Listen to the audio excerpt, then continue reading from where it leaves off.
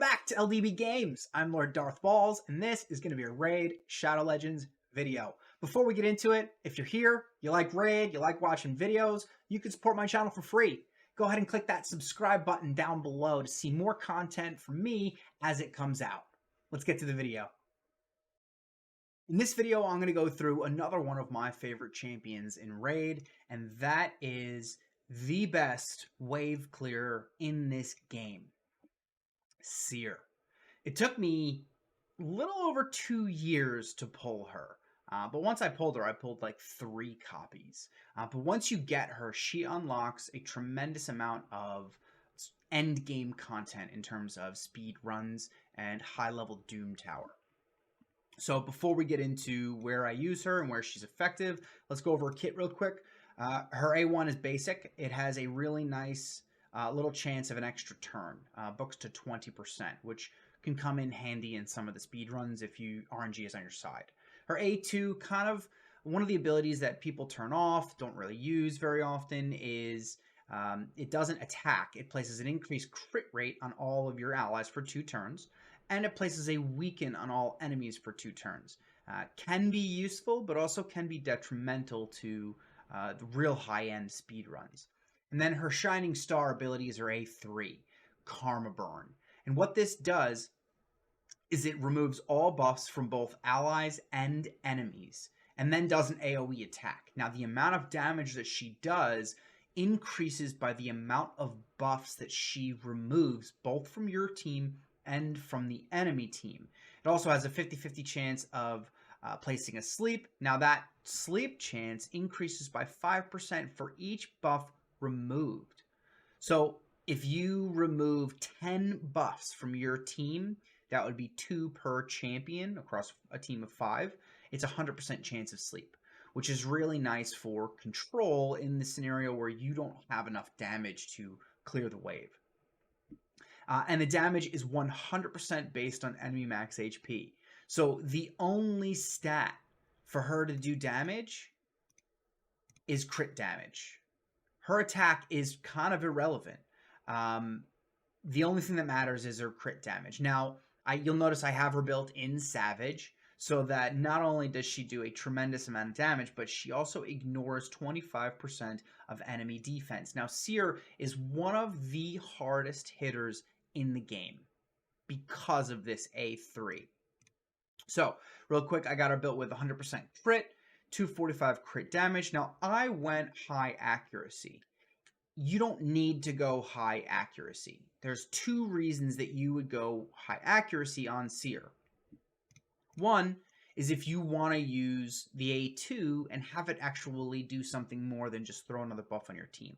Weaken can be a really nice debuff to go out there to help you do more damage.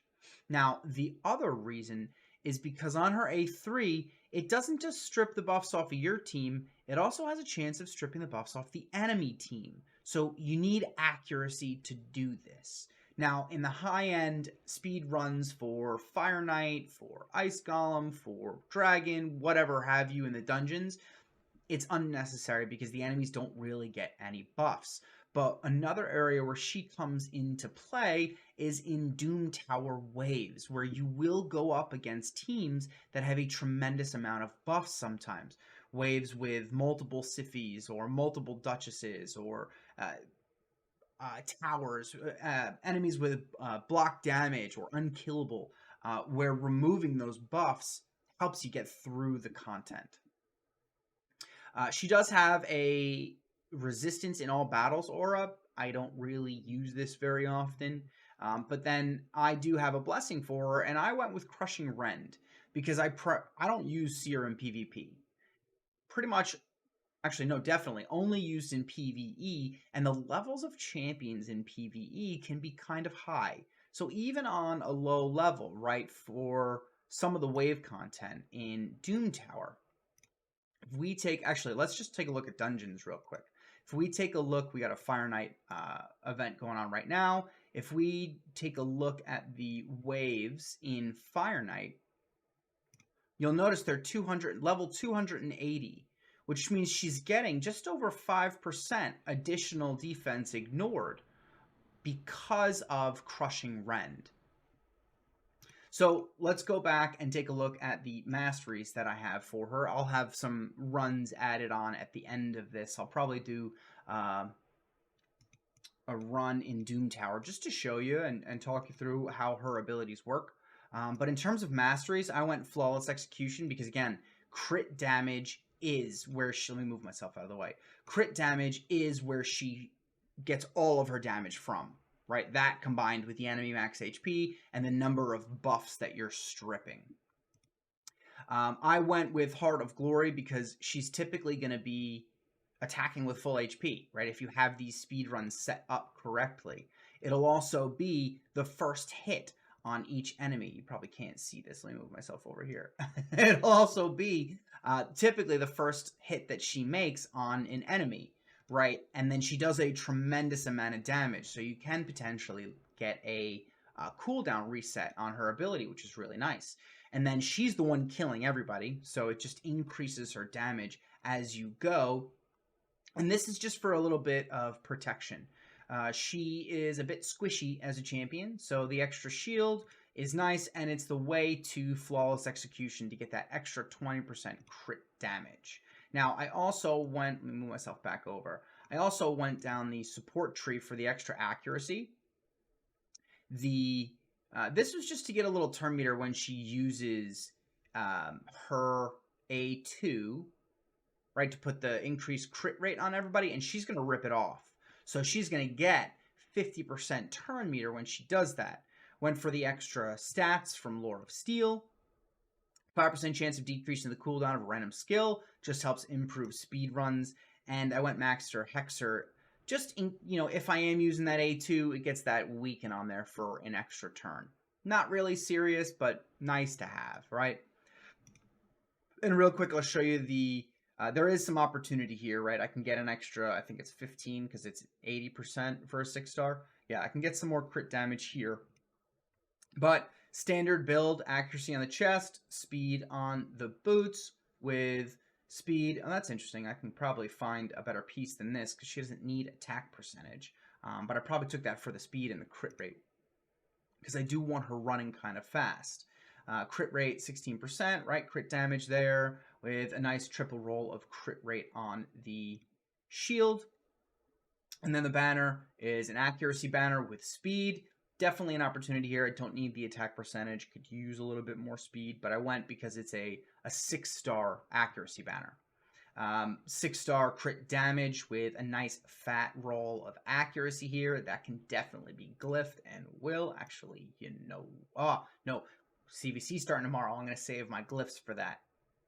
And then, that's interesting. That definitely needs to be changed. I think I would rather have a HP ring with HP percentage on it. I'm not using him. Ooh, that's an attack. I don't need attack.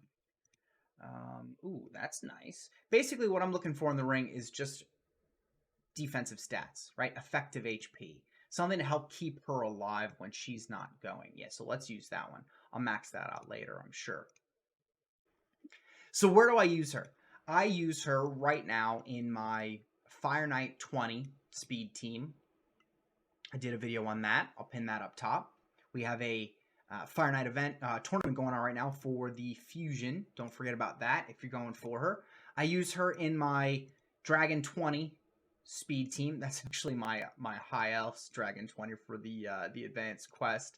There's my Dragon 20 team with Seer in it. I haven't worked her into my Ice Golem team yet. That is something that I'm going to do at some point in the future. I pretty much use her in all of the keeps because of her ability to clear waves and just do damage against high HP enemies like the boss. And then where I'm going to showcase her here today is in Doom Tower Hard. So floor 59, I believe, is one of the higher levels that this team can clear. I do have a different team as I get higher up. My Seer team isn't capable enough to get through the highest hard Doom Tower floors. So let's see her in action, right? You'll notice all the buffs that I have going up. Right, decreased defense and weaken go out, and she just melts the waves, like 300k damage. Now, the second wave is why I have Renegade in there. you'll see she resets all the main abilities, and boom, melts the waves again. So literally 10 turns to get to the third wave. I'm going to go through the rest of this team after this run, but the wave 3 is usually where trouble comes in. I don't have a Kymar, a second Kymar. I don't even have two. I could potentially do a double Renegade and try to tear it out. I don't know if I have enough damage on my Seer for that. But you'll notice I'm actually getting wrecked right now. And...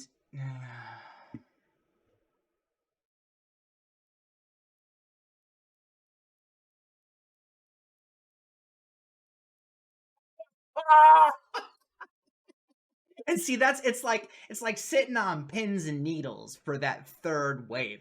I never know if I'm gonna be able to do it. It's a really good team, right? You know, she did all the damage, and it was like right down to the wire at the end. But when you get it, it's super quick.